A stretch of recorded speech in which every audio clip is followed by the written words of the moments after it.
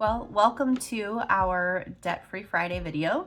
I don't like to have to do one of these because we have been debt-free for so very long, but as you know from some of my other videos, you could watch my emergency fund update video.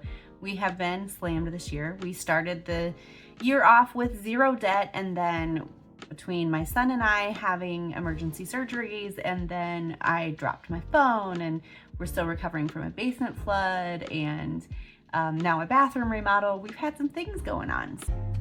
Hi, I'm Megan with Bethel Budgets. I'm here because it's more than just math. At some point, you've probably built a budget.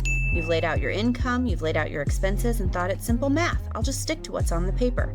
But then life happened and your budget didn't work out. The reason? Because it's more than just math. That's where I come in. Let's figure this out together. Don't give up. You've got this. I opened up a store credit card to pay for my phone that I completely broke. And so we have a credit card that I'm trying to pay off before the 0% interest rate goes away. I explain all of that, our decision-making process through that in my emergency fund video. You can go watch that emergency fund update video if you want to know what's going on and why I would choose to use a credit card in this case, but it's all explained there. This video is just to show you how I use my debt tracker and to make a debt payment and show you how I'm going to be tracking as I pay this off. So let's jump in. Okay, on my screen here, you can see my debt digging tracker, and it's actually still set up with some examples, which I'll go through real quick, and then I'll jump right into my example. We'll get it all set up together. So this actually might be kind of helpful for some of you to be able to see how to set this up. So the examples that are in here are actually credit cards. So this debt digging tracker is one for credit cards, things that have, or other things that have monthly payments. If you are on a payment plan with some sort of medical debt, which we are not for now, but we're getting there. So I'll explain that in another video as well. But we have this credit card example here. This would be the total payoff, the minimum amount that they are asking for the minimum payment, and then the interest rate you're gonna put here. Most of the time you don't touch anything, any of these cells that are in purple, because there's a formula. However, you have to change the formula for this, and I will show you how to do that. I'm working on getting my debt trackers and everything up for sale on Gumroad. I'm very, very close, and I walk you through exactly how to do all of that. But this will show you at a 23% interest rate, this is the interest that's being accrued, and this is what of your payment is actually being applied to principal. And then this column is for alerts, and we'll talk about that in just a second. This is how much interest you will pay in 1 year, and how many months you have until you pay off this debt in full, and how long in years it would take to pay off this debt. This would be your estimated debt payoff date and the total amount. So you can see why we want to get out of debt. So whatever you might have bought with this credit card, you paid $344 for it, but by the time you actually pay it off with all the interest, you're paying more for the things you bought than what they're actually worth and what you paid for them. So then as you go across, we can scroll over, and you make your payments every single month. That's where this comes into play. So this credit card, we have made our payments $50 January through July. July, we came up with an extra $1.09 so we could pay off that credit card. And then we took that monthly payment and we shoveled it down. I call it debt digging. So we shovel it down to the next credit card, and we're gonna apply. So what was a $69 a month payment now becomes $119. So you can see here that while we were paying $69 a month on this credit card, as soon as this one was paid off, that $50 came down here. And so now it's $119 a month until this debt is paid off as well. So you can list your debts in this tracker however you want. You can do the debt snowball, which is the smallest amount. These are listed in debt snowball form right now. So you have the smallest payoff amount to the largest payoff amount, Or you could do the debt avalanche, which is actually going to save you more money because you're listing it in the highest interest rate to the lowest interest rate. So you're paying off those higher interest rate cards first, which saves you more money, but you need to know yourself best in which one I don't care what you choose, just get out of debt. You can do whichever one you want that it works best for your brain.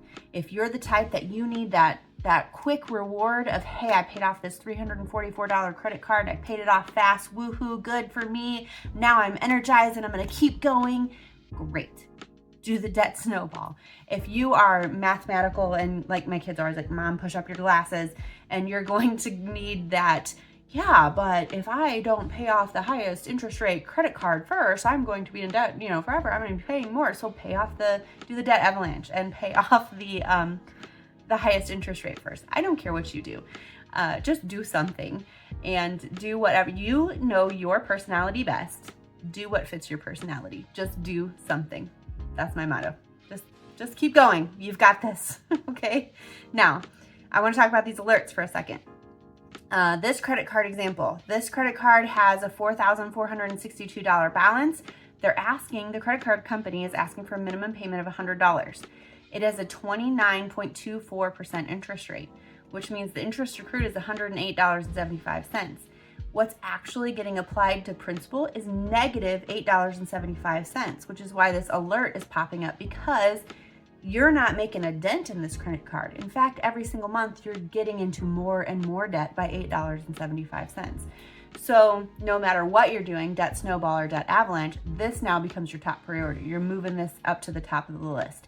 And you're going to increase this minimum payment. I don't care what they're asking for. What they're asking for is dirty. This is evil. This is an evil game they're playing here. They're going to keep you in debt forever and you're never going to get out. You're going to up this by at least $8.75. I would like to see you double this. I would like to see you add however much you can to this. This is now your top priority. So this debt goes to the top of the list and you're going to increase this payment so that you're making a dent. So those are all of the examples. I hope that made sense. I do a better job of going through it with you when you purchase this debt tracker. I walk you through and show you videos of how to change all of that. So my credit card example is I opened up a Best Buy card because the phone was like $200 cheaper at Best Buy than it was through my phone company. So I went over there and got an unlocked phone from Best Buy, and the total so I got like a case and all of that too. So the total payoff amount was $689.78. The minimum payment they're asking for is $30. Now I have 12 months of 0% interest. And that's why I opened the card in the first place, because this was the same week all hell broke loose at our house and we were trying to figure out what we were going to do. And I used to have a sinking fund for phone replacement. I always keep like $700 in a sinking fund for phone replacement. And I was like, okay, no big deal. It stinks, but I have to go buy a phone. And then I realized when I revamped my sinking funds in 2024, at the beginning of 2024, I just deleted that one or something. I don't know what I did, but I had to figure something out. So I was gonna just do this temporarily until we figured out what to do. But then we had all of these other emergencies pop up. So we're gonna keep this on this card for now. And as soon as we fully fund our bathroom fund, which is funded, and our basement fund, which is well on its way, then we'll go ahead and pay this off. But I have 12 months at 0% interest rate. What happens after 12 months is you have to pay all of the interest for all of those months. And it's like 29%, I think. I don't remember. It was insanely high. So right now the interest rate is 0. So I'm gonna put 0% there. So I have to calculate myself what that payment would be for 12 months to get it paid off in time. So I'm paying $63 a month. So at a total payoff of $689 and $30 a month, I wouldn't get this paid off until March 15th of 2026. And I only have until February 15th or February, something, of 2025. So yeah, that's not gonna work for me. That is gonna mean that I'm gonna pay a ton of interest once that interest pops in. So I'm going to start by paying $63 a month is what I calculated. Let's just double check my math while we're at it and make sure. So $689.78 divided by 12 means $57.48 a month. I think what I did was I divided it, yeah. So what I did to make sure I had wiggle room, because, you know, statement dates and all of that, I divided it by 11, which is $62.70. So I made the payment myself. I made it $63 a month. This started in March. So in March, I paid $63, and in April, I paid $63, and my next payment is scheduled to come out on May 9th. So I'll pay my next payment on May 9th. And what that is doing, as I'm entering those payments across, as I'm entering those payments, you can see my ending balance going down. And that's why I had that pulled up, was I wanted to see that that balance matched what the store says. It's exactly what the store says that I owe on this credit card statement I have over here. So as I'm paying over here and marking my payments, the ending balance is going down. So this should be paid off 1 month before the 12 months. Now, as I fund my basement fund, which is my next goal, then I'll go ahead and pay this one off. And I'm not gonna try to push this all the way up to those 11 months. But since I have a credit card and I have credit card debt right now, I thought I'd show you my debt digging example and how you can track your debts and set up something like this, or mine will be available for purchase very soon, but you can do this in a notebook as well. Put your debts down, list them either debt snowball style, which is smallest amount to largest amount, or debt avalanche style, which is largest percent. I can't think. A debt avalanche, which is the largest percent APR to the lowest percent APR, so you can pay less as you're paying all of these off. Do whichever is best for your personality, but do something to dig yourself out of debt. Step one, get that emergency fund built up, and then get yourself out of debt, and you can start saving. And all of that money that you were paying towards everybody else, you can then pay yourself. Keep going. You've got this.